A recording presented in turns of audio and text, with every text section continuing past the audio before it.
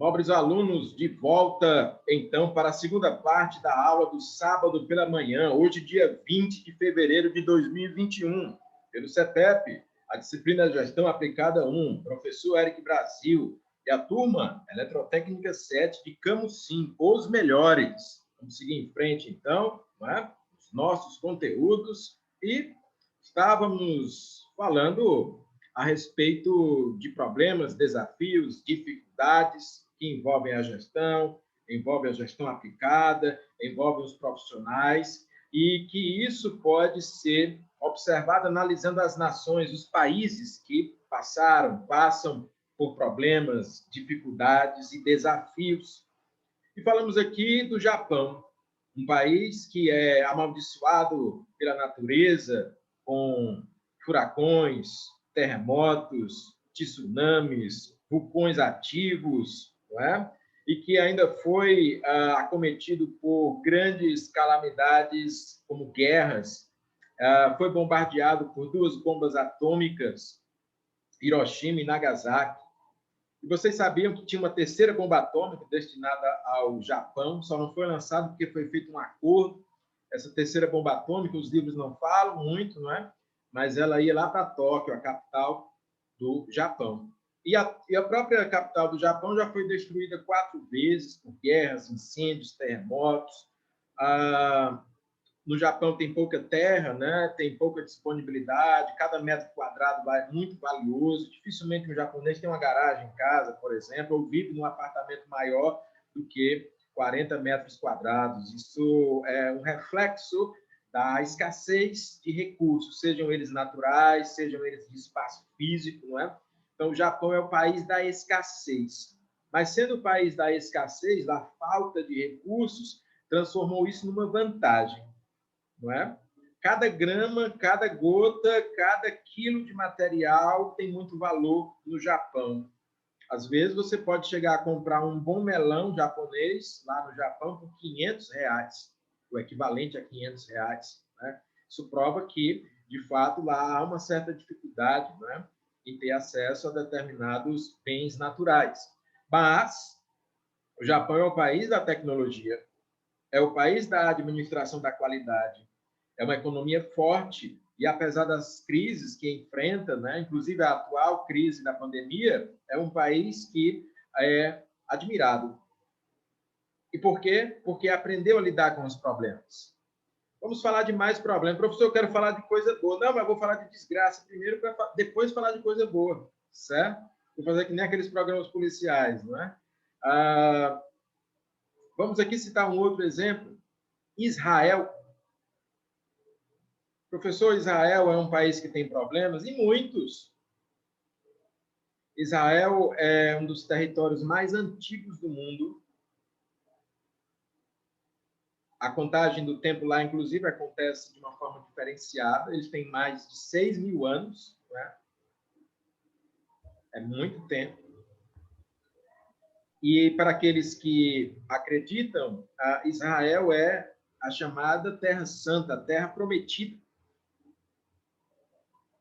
Jerusalém, a capital, né, ou uma das capitais, porque Tel Aviv é que é a capital política de Israel, mas Jerusalém também é a capital tradicional, é disputada por pelo menos 3 segmentos muito fortes. Os judeus, que são, de fato, não é, os israelenses, os muçulmanos, que requerem Jerusalém para eles, porque lá também tem uma presença muito forte de muçulmanos, principalmente na região circunvizinha de palestinos, que são de origem muçulmana. E os cristãos também requerem Jerusalém para eles. Tanto é verdade que, durante a Idade Média, os cristãos da Europa, principalmente da França e da Inglaterra, ocuparam Jerusalém, tomaram Jerusalém. Né? Então, houve, durante as cruzadas, a retomada, entre aspas, da Terra Santa, porque os europeus, acreditando serem os herdeiros do cristianismo, acreditavam que Jerusalém lhes pertencia e, assim, entre aspas, invadiram aquele território, tomaram militarmente a cidade de Israel. Tanto é verdade, se você for pesquisar, tem reis europeus de Jerusalém durante a Idade Média, não apenas no mundo antigo, não é? Porque no mundo antigo, Jerusalém já era constituída como uma cidade fortificada, né? Desde Davi, na verdade, desde antes do rei Davi, já existia aquele território. E houve sempre muita disputa, inclusive de cunho religioso, cultural. Se você tiver o hábito de ler o Antigo Testamento bíblico, não estou aqui falando de religião, mas sim da história de um povo, que é o povo hebreu, o povo de Israel, atualmente nós chamamos judeus ou israelenses, há desde a origem uma certa disputa naquele território, que inicialmente foi, conforme a tradição, entregue como um presente do próprio Deus, né? E os patriarcas que ali se constituíram, desde Abraão, Isaac, Jacó. Só que os israelenses deixaram a sua terra durante um tempo de muita fome, de muita seca, de muita escassez e foram para o Egito, a convite de José, que era filho de Jacó e se tornou governador daquele país. Então, os israelenses, eles foram para o Egito e no Egito receberam boas terras e foram muito bem tratados, muito bem recebidos por José e pelo faraó contemporâneo e pelas pessoas que ali viviam. Só que quando José morreu, quando os filhos de José morreram, quando os netos de José morreram, quando os bisnetos de José morreram, ninguém lembrava mais a origem daquele povo estranho no território egípcio. E aí o faraó da época disse, vamos escravizá-los, eles estão ocupando as nossas melhores terras, eles estão tendo aqui uma boa vida, mas eles são estrangeiros. E aí o povo hebreu ficou, para resumir a história, 400 anos escravizado,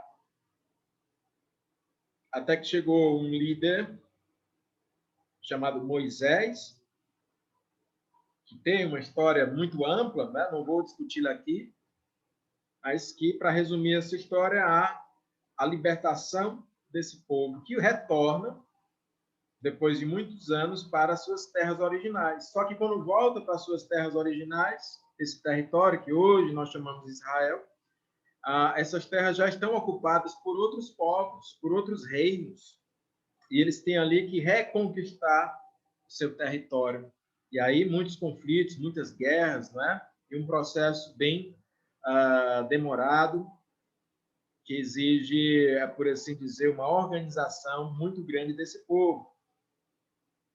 Finalmente, Israel, o território é retomado, e aí começa uma certa fase de prosperidade, né? A era dos juízes e tudo mais, até que Israel decide ter seus próprios reis, como Saul, por exemplo, o primeiro rei. Ele está dizendo que a internet fez a conexão dele cair. Tudo bem, certo? Isso pode acontecer. Se a conexão cair, você pode retornar utilizando o mesmo link de acesso, não é? E, de qualquer jeito, essa aula está sendo gravada, certo? Bom, continuando, Israel teve períodos de muita prosperidade.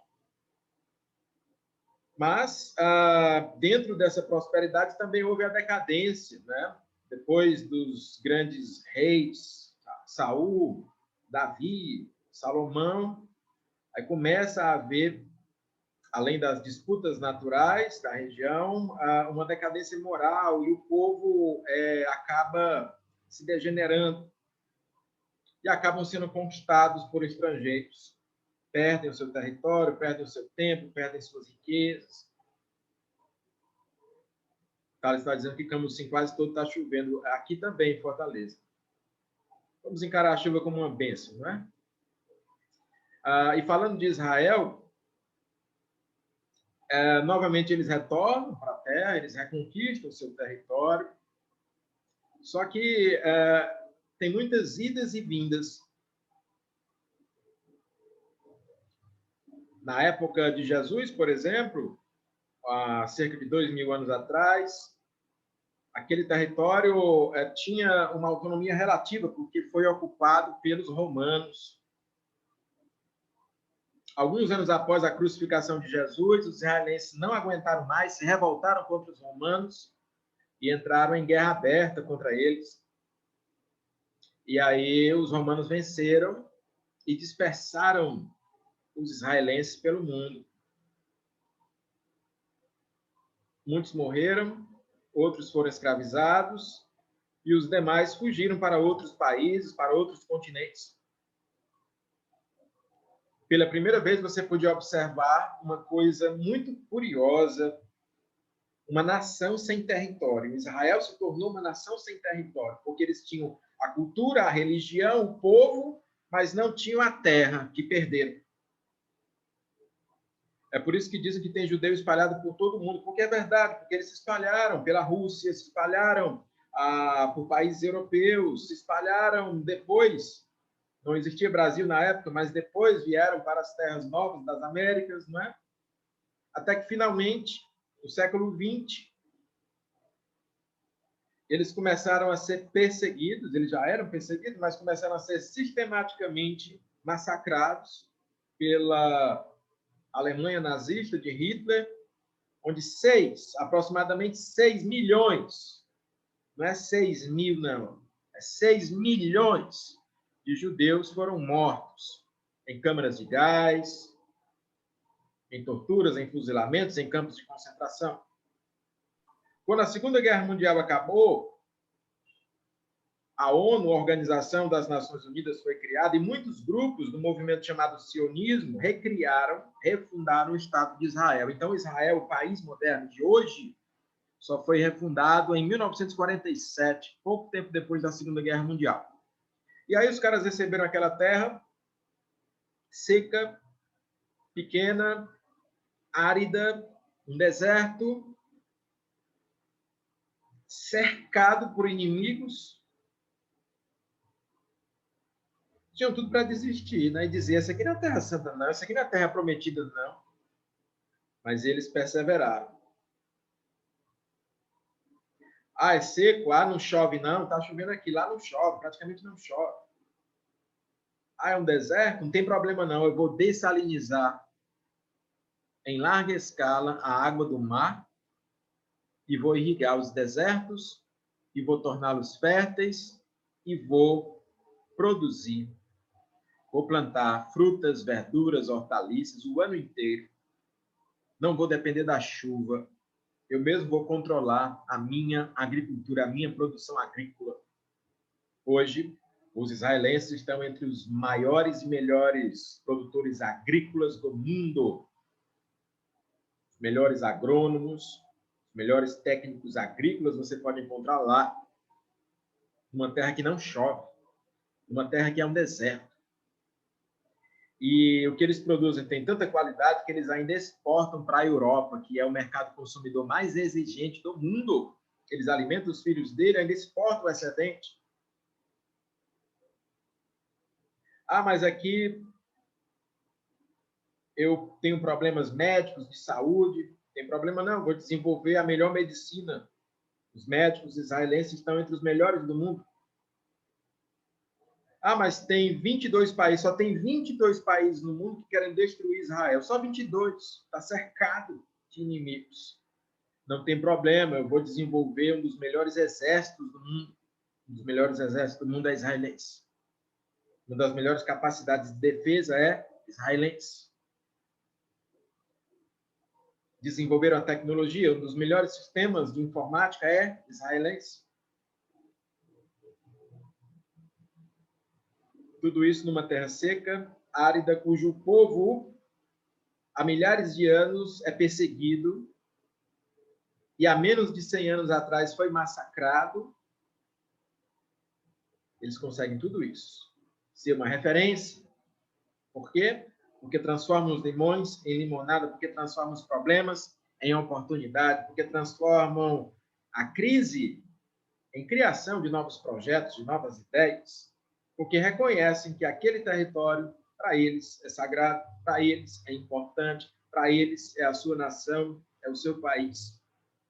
Valorizam e fazem acontecer. Professor, fale mais, fale de outros exemplos. Vamos aqui. Olhem para a Coreia do Sul. A Coreia é uma só, mas ela foi repartida em duas. Coreia do Norte e Coreia do Sul. Isso por causa da Guerra Fria entre a União Soviética e os Estados Unidos. Uma parte foi apoiada por cada nação. Mas a Coreia do Norte seguiu um caminho muito perigoso, um caminho de opressão, um caminho de uma corrida armamentista sem nexo nenhum, onde lá eles dão preferência a armas nucleares, que são mais importantes do que o prato de comida na mesa do povo. Onde lá tudo é vigiado. Dizem que a Coreia do Norte é um país tão fechado que eles criam histórias fantasiosas para a população. Dizem até que eles acreditam que jogaram a Copa do Mundo de 2014 no Brasil e foram vice-campeões. E que o campeão foi o Brasil. Mas não quero falar da Coreia do Norte, não. Vou falar da Coreia do Sul, que decidiu seguir um outro caminho. Um caminho de desenvolvimento, um caminho de estudo, um caminho de cursos técnicos de qualificação profissional, um caminho que nós escolhemos seguir aqui. Os melhores técnicos, dentre os melhores técnicos, engenheiros e tecnólogos do mundo, são sul-coreanos. E lá é um país pequeno, acanhado, relativamente pobre de origem, tão pobre que muitas vezes as opções culturais dentro da oferta de alimentos, de proteína, por exemplo, é a seguinte: o cidadão morrendo de fome, depois de um dia de trabalho, onde trabalhou 16 horas, chega em casa e diz: mulher, por gentileza, prepara aquele ensopado de cachorro, só você sabe fazer. Ele come aquela comida deliciosa e diz: é bom, eu quero mais. E a mulher prepara e ele come: quero mais. Aí você diz: é uma terra de comedor de cachorro? Senhores, essas pessoas têm marcas poderosas e importantes como Kia, Samsung, Hyundai, LG, são todas marcas sul-coreanas. Nós consumimos a tecnologia deles em nossos celulares, em automóveis, em aparelhos de ar-condicionado e muito mais. E nós respeitamos essas tecnologias de um país que tinha tudo para ser nada.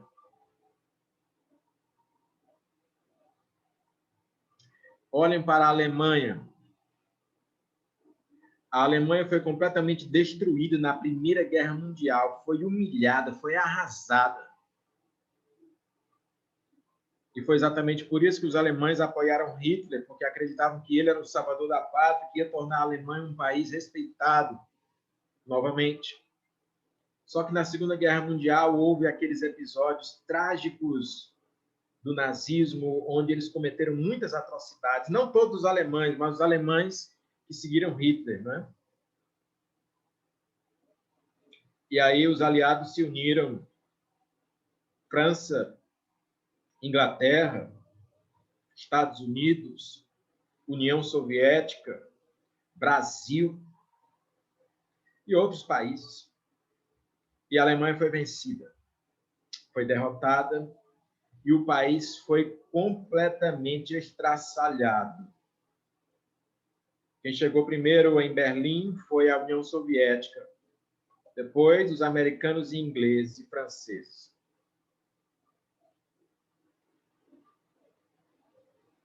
A Alemanha foi dividida pelos seus inimigos. Berlim foi rachada em duas, Berlim Oriental e Berlim Ocidental. Berlim Oriental ficou para a União Soviética, que na época era a Rússia, a Ucrânia, a Bielorrússia e 15 repúblicas, né? E o outro pedaço, Berlim Ocidental, ficou para os Estados Unidos e seus aliados. A Alemanha perdeu a independência, a Alemanha ficou proibida de ter forças armadas independentes, a Alemanha ficou obrigada a seguir a lei dos seus inimigos. E foi estraçalhada na sua economia, na sua tecnologia, na sua soberania. Agora deixa eu fazer uma pergunta. Hoje, qual é o país mais rico da Europa? Meio ponto para quem me responder agora na lata. Qual é o país mais rico da Europa hoje? Eletrotécnico. Me diga, você. Ou escreva, se não puder falar.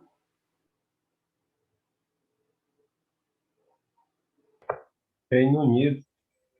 Qual é?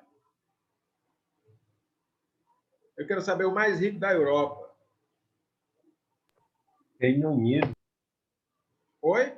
Reino Unido? É um dos mais ricos, não é? Mas eu falo da Europa continental, né? Porque o Reino Unido se separou da União Europeia e, apesar de rico, mas tem um país mais rico que eles, que faz parte da Europa continental.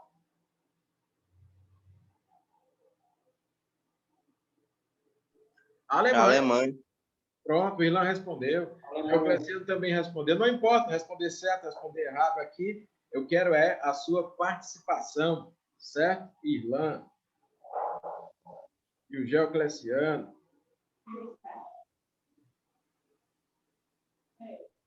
Nessas crises migratórias, todo mundo quer ir para a Alemanha, porque a Alemanha tem emprego, a Alemanha tem renda, a Alemanha tem tecnologia, a Alemanha tem desenvolvimento, a Alemanha tem uma das maiores empresas do mundo, a Volkswagen.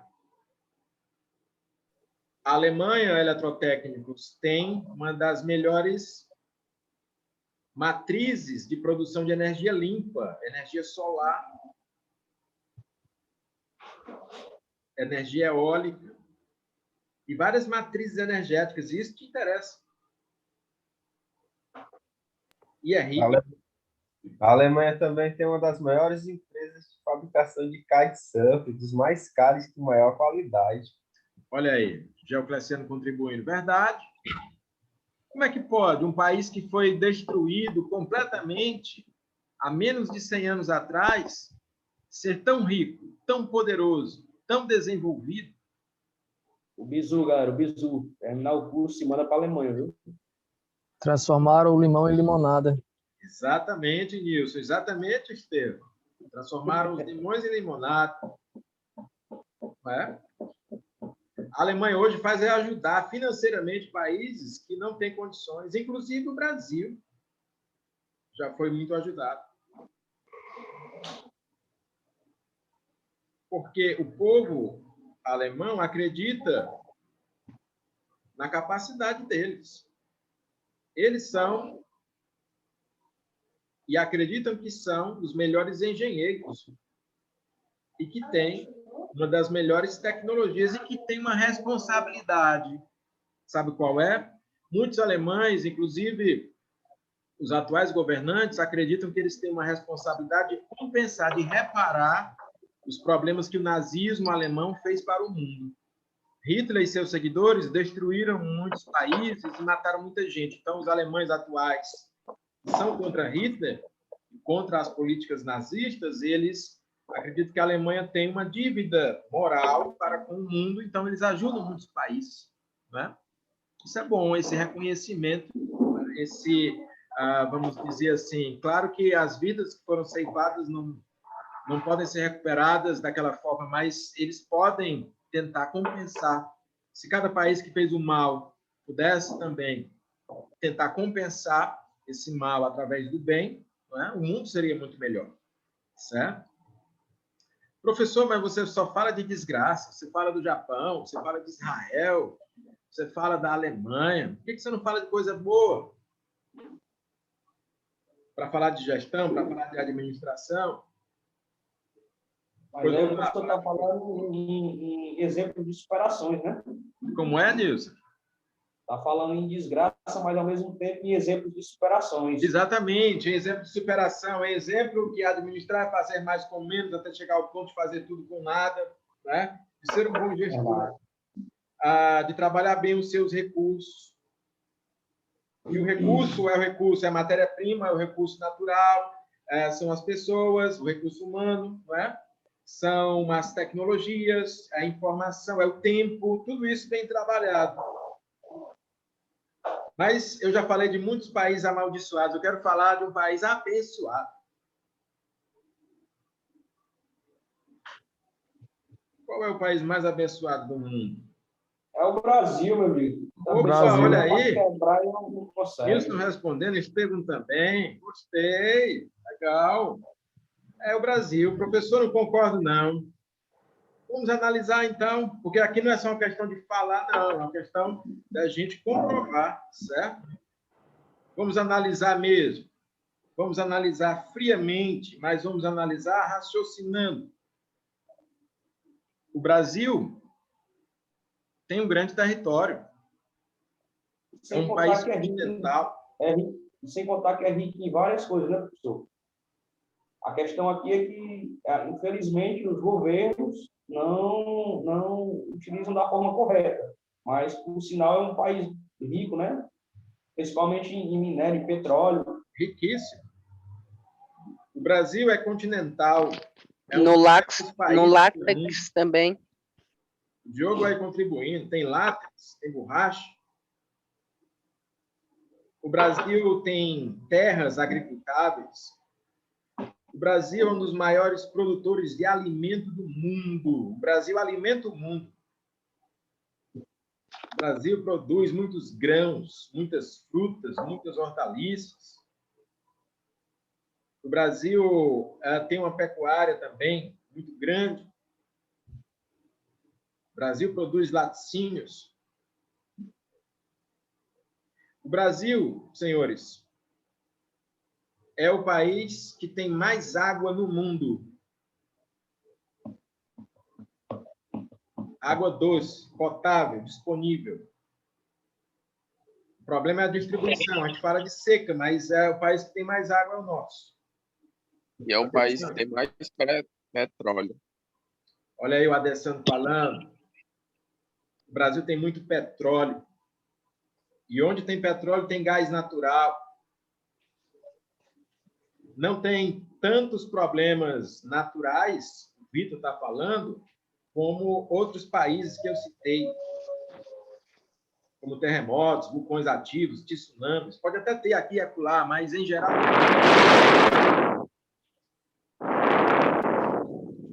Alguém aí está simulando um furacão. De vez em quando pode ter um furacão.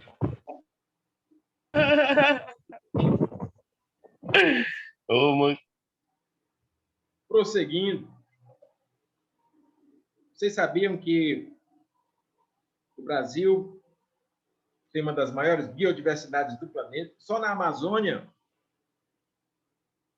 tem mais biodiversidade do que na maior parte do mundo?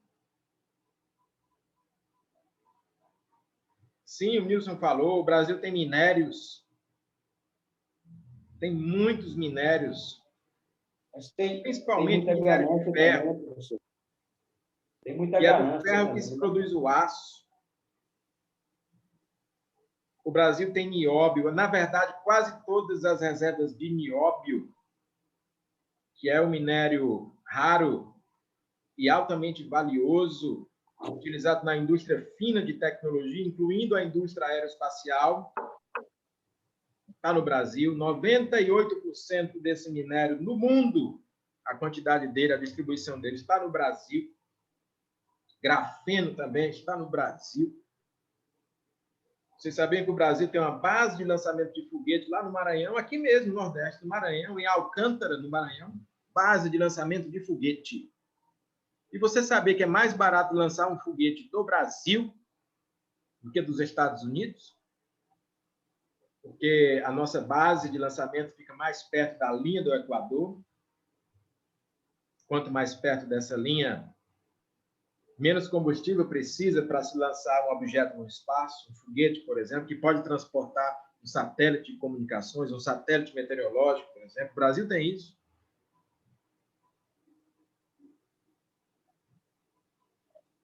O Brasil, meus amigos,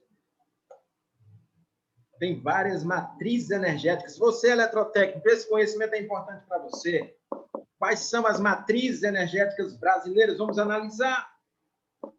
Hidrelétricas. Poucos países no mundo têm tantas hidrelétricas quanto o Brasil. E a hidrelétrica, apesar de gerar impactos, mas ela é uma energia limpa. E o Brasil tem bastante. O Brasil, meus amigos, tem outras matrizes energéticas, como a matriz solar. Olha tanto sol que tem à disposição nesse país. Só perde pela Alemanha na A solar. Alemanha não tem sol nenhum, mas produzem mais energia solar que o Brasil porque são mais eficientes, decidiram ser mais eficientes, e é porque não tem sol. E eles produzem energia solar, aproveitando cada raio de sol. E olha o solzão que tem aqui no Nordeste. O Nordeste era para ser o maior produtor de energia solar do planeta Terra. Já temos alguns parques solares, isso é muito bom, né? Verifiquem aí na nossa região, nós temos, mas precisamos expandir. O Brasil tem potencial de energia eólica. Vejo aí, né? Tem investimentos nessa área, ainda são poucos, mas tem sim. Vejo empresas como a Aeres Energy, ali no Complexo Industrial do PECEM, que produz as pás, né, das hélices, dos aerogeradores. Nossa, isso nos orgulha muito. É uma empresa grandiosa, boa de se trabalhar. Procurem, pesquisem. É campo para vocês também. O Brasil tem biocombustíveis. O etanol é um dos mais antigos biocombustíveis e o Brasil domina essa tecnologia há muitos anos, mesmo antes dela virar moda. E até os Estados Unidos têm inveja do nosso etanol, porque o etanol lá é feito do milho e o nosso é feito da cana-de-açúcar, que é mais energético. Vocês sabem que a Petrobras, apesar de todos os problemas anunciados, domina a exploração de petróleo em águas profundas nos oceanos? Poucos países têm isso. Os Estados Unidos invejam isso, a Europa inveja isso. Por isso que alguns deles ajudaram a despedaçar a Petrobras. Por isso que alguns deles ajudaram a despedaçar o programa do etanol brasileiro, porque tem inveja. Por isso que alguns deles tentam comprar a nossa base de lançamento de foguete no Maranhão, porque tem inveja. Vocês sabiam que tem brasileiro que já construiu carros, automóveis movidos a água e até a pressão do ar, sem depender de gasolina, sem depender de diesel, sem depender dos combustíveis fósseis? A gente fala que a gasolina está cara, mas tem brasileiros que sabem construir carros que não precisam de gasolina. E não estou falando dos carros elétricos, não, porque são muito bons, mas ainda são caros. O Brasil tem grandes gênios, grandes juristas, grandes humoristas, grandes cientistas. Tem muito cientista brasileiro na NASA. O Brasil não valoriza, mas aí os estrangeiros valorizam o cara. Tem muito artista brasileiro na Europa. O Brasil não valoriza, mas aí o europeu valoriza. Então, observem como é rico, como é maravilhoso, como é espetacular esse país, que tem tudo para ser uma das nações mais poderosas, mais desenvolvidas, mais ricas do planeta. Eu vou encerrar essa reunião e nós já voltamos com as definições de gestão para o nosso país. Volta em 2 minutos.